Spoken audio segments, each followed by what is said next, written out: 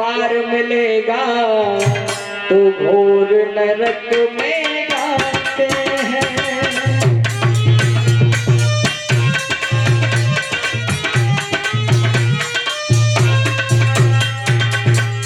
हो मात पिता से किया फासला, देवी देव मनाते हैं, खुला न कोई द्वार मिलेगा और नरक में जाते हैं।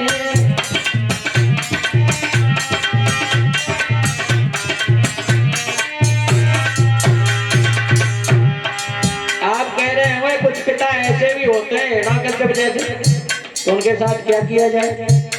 ऐसा भी हो जाता है। कभी कभी पिता की संपत्ति को बेटा बिगाड़ देता है और कभी कभी पिता ही अपनी संपत्ति को बिगाड़ देता है और बेटा बचा लेता है। उल्टा भी हो सकता है। तो हो सकता है पिता हिरण्यकश्यप जैसे भी हों आज के जमाने में, जो संतान को न समझते हों। उसके लिए विद्वानों ने कहा माता बैरी पिता शत्रु, ये न बाले न पाठते, सबसे बड़े दुश्मन वो माता पिता हैं जो अपनी संतानों को पढ़ाते नहीं है। पढ़ाना जरूरी है। तो हिरण्यकश्यप एक पिता था, सुत पर अत्याचार किया। अब यहाँ लेके लगा हुआ है, मगर पुत्र ने कभी नहीं निज तात से दुर्व्यवहार किया।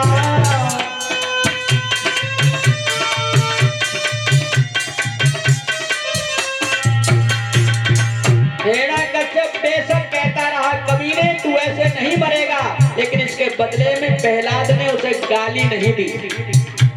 प्रहलाद ने गाली नहीं दी पिता को। प्रहलाद यही कहता रहा पिताजी जैसा मैं कर रहा हूँ वैसा तुम भी करने लगो ना, तो जिंदगी तुम्हारी भी अच्छी बन जाएगी। मेरे कहने पे मान जाओ पिताजी, जो नाम मैं ले रहा हूँ वो तुम भी लो ना। लेकिन वो तो भाई बुद्धि ऐसी नहीं मानी। तो एक कुंवरी ने ज्ञान दिया था। ज्ञान तो किसी के भी द्वारा लिया जा सकता है, न उम्र का लिहाज करना है न जात पात का परहेज करना है। अगर ज्ञान मिल रहा है तो हमें एक बच्चे से भी ज्ञान ले लेना चाहिए। ये सिद्धांत बना लो अपना। एक कुंवरी ने ज्ञान दिया था, लोग आज भी गाते हैं, तो खुला न कोई द्वार मिलेगा घोर नरक में जाते हैं।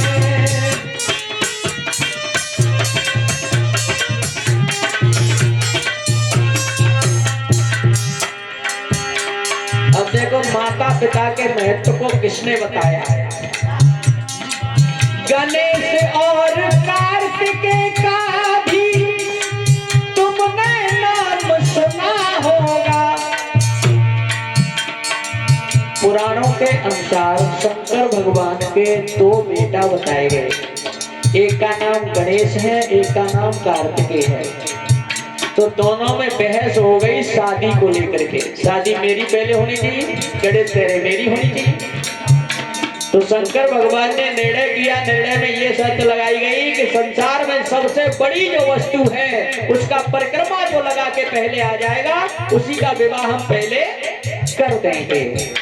तो कार्तिकेय के दिमाग में ये था कि सबसे बड़ी दुनिया में धरती से बड़ा कोई नहीं है। और सोच लिया उन्होंने कि मेरी सवारी मोर है, मैं जल्दी आ जाऊंगा, और गणेश की सवारी क्या है? चूहा। चूहे पे वो लगा ही नहीं पाएंगे परिक्रमा, मैं जीत जाऊंगा। तो जल्दी मोर पे सवार होकर के चल दिए कार्तिकेय। लेकिन गणेश ने अपनी बुद्धि का प्रयोग किया। यहाँ पे माता पिता के महत्व को देखिए कितना बढ़ाया है। अपने माता पिता को पास में बिठा करके एक नहीं 7 परिक्रमा लगा के सामने खड़े हो गए। कहने लगे मेरी नजरों में संसार की सबसे बड़ी वस्तु आप हैं, आप। तो उन्होंने वरदान भी दे दिया, जाओ बेटा आने वाले समय में कि कोई भी शुभ काम होगा तो सबसे पहले तुम्हारा पूजन किया जाएगा। क्यों पूजन किया गया उनका? सबसे पहले क्योंकि उन्होंने अपने माता पिता को ही महत्व दिया। तब तुम क्यों पड़े हो चक्करों में इधर उधर? ये काली के चक्कर में पड़े, कोई किसी के भैरव बाबा के चक्कर में पड़े। काली की तस्वीर को देखा है? अपने पति की छाती पे लात रख के खड़ी हुई है, देखा है? क्यों चक्कर में पड़े? माता पिता को सब कुछ मान लो, अपने घर में सब देवी देवता है, मान लो। तो क्या है मात पिता का दर्जा? क्या है मात पिता का दर्जा? ये गणेश दर्शाते हैं, खुला न कोई द्वार मिलेगा, घोर नरक में जाते हैं।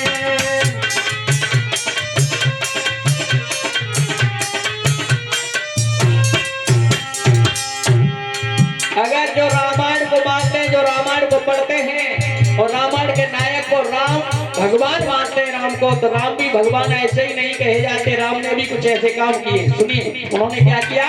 चौपाई बताती है, प्रातः काल उठ के रघुनाथा, मात पिता गुरु नावै माथा। ये माथा है ना, पैरों में रख करके तब प्रणाम करने की परंपरा थी पहले, अब नहीं है। अब कोई पैरों में माथा रख के देखा है कोई प्रणाम करते हुए? नहीं। हाथ भी तो पैरों तक पहुंचाते नहीं है। कहाँ तक पहुंचता है हाथ? मॉडर्न तक पूछता है, कब तुम्हारे जहां टूटे तो शादी ठंडी हुई बाबा राम राम। और बाबा भी आशीर्वाद दे देते, जाओ बेटा बड़ो हो करू अपनी मत हो बहू आवे बटुआ सी। अब बटुआ सी बहू आवेगी तो बच्चे कैसे होंगे? चिमटियां लुटियां वही हो रहा है। कुरुक्षेत्र की खुदाई करके देखा गया था, उसमें खोपड़ी निकली थी। खोपड़ी इसकी कुरुक्षेत्र के मैदान की खुदाई में खोपड़ी निकली कलयुग में। तो उससे अंदाजा लगाया गया कि द्वापर में इंसान कितना बड़ा होता होगा। उसका वजन जब तौल के देखा गया तो खोपड़ी का ही वजन 1 क्विंटल का था। आशीर्वाद काम कर रहा है कि नहीं कर रहा है? बड़े बूढ़ों का आशीर्वाद काम कर रहा है। ऐसी भावना ना, पैर छुओ, हाथों में कुछ रेखाएं होती है, कुछ तरंगे होती हैं, जो झुकने से अपने आप आयुर्विद्या यशो बलम ये 4 चीजें अपने आप बढ़ जाती हैं झुकने से। लेकिन झुकना ही नहीं चाहते। झुकेंगे तो पैंट चटक आवे हैं। हाँ आगे रामायण के पाठक सुन लो, राम कभी भगवान बने, पहले मात पिता गुरु पाछे, पितु आज्ञा हित बन गमने।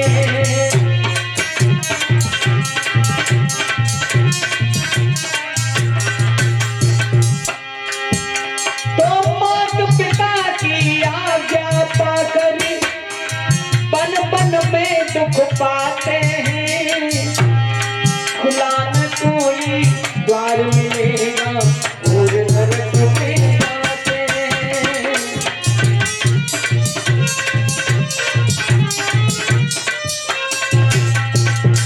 अंत में माता पिता की कर लो सेवा, गुरु स्वतः मिल जाएंगे।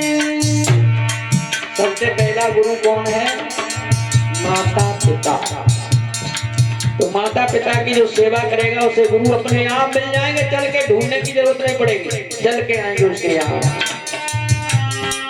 माता पिता की कर लो सेवा तो गुरु स्वतः मिल जाएंगे। यही मंत्र अपना लो बंदे, फूल सभी खिल जाएंगे।